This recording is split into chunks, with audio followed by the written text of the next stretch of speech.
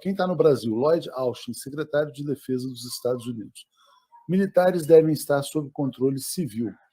Parece que as manifestações estadunidenses sobre a ditadura brasileira, sobre Bolsonaro, estão muito explícitas.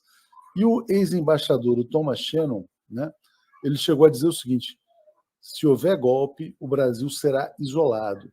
Isolar o Brasil, aí sim seria transformar o Brasil numa Venezuela. Né? O que é a Venezuela? O Bolsonaro que tanto fala. O Lula vai transformar o Brasil em Venezuela, o PT, etc. E tal. A Venezuela tem uma situação econômica difícil porque ela foi isolada. Como é que ela foi isolada? Ela foi isolada por meio de sanções econômicas, por ser um país não alinhado ao neoliberalismo. Então, se os Estados Unidos mandam assente que o Brasil pode ser isolado, a elite empresarial se organiza rapidamente para dizer, não, espera aí, os donos, vamos dizer assim, a matriz está mandando reorganizar essa parada aqui. Então, eu acho que tem algo aí para se falar sobre a questão americana também. Tem. Não, os Estados Unidos, historicamente, sempre foram um termômetro para a política latino-americana, especialmente para as elites latino-americanas, né? As elites latino-americanas costumam se organizar ao lado das posturas norte-americanas, até por se sentirem protegidas pelo grande irmão do norte, como eles costumam dizer, né?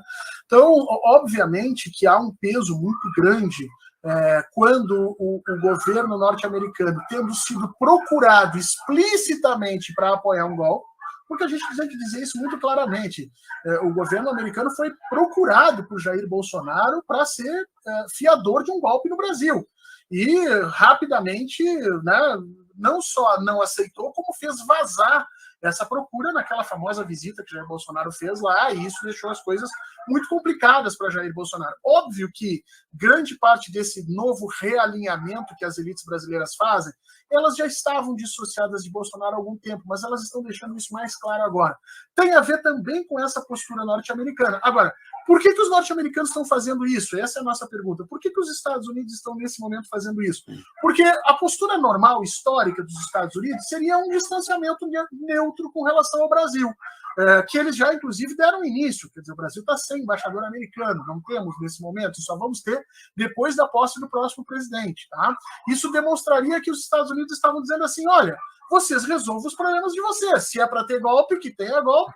Se é para ter processo eleitoral, que tenha, e depois que vocês resolverem o problema de vocês, nós vamos negociar com aquele que tiver vencido esse processo histórico.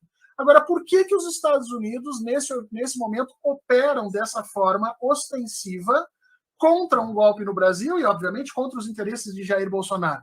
Porque há uma correlação entre o processo histórico no Brasil e a figura de Donald Trump. Quer dizer, Jair Bolsonaro, quando se aliou umbilicalmente a Donald Trump, veja, Jair Bolsonaro jamais se aliou aos norte-americanos enquanto Estado.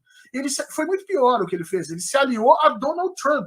E quando ele fez isso, ele selou o destino dele ao destino de Donald Trump. Quer dizer, hoje nos Estados Unidos, os democratas estão com muito medo de uma retomada do trumpismo em níveis mais radicais e mais fortes. E isso significa que eles precisam construir barreiras institucionais para que não só a democracia resista a um segundo governo Trump, como os indivíduos que estão operando a maior máquina militar do planeta, também tenham defesa contra esse próximo governo trumpista, vamos dizer assim. E uma das defesas, obviamente, seria uma América Latina progressista, vamos dizer assim. Então, por incrível que pareça, nesse jogo político que está se vendo, a eleição de Bolsonaro seria desinteressante também para os democratas. E aí esse complexo jogo político, acaba tornando Luiz Inácio Lula da Silva palatável. E aí a gente vê assim, a quantidade de erros de tomadas de decisão políticas de Jair Bolsonaro começam a pesar nas costas dele.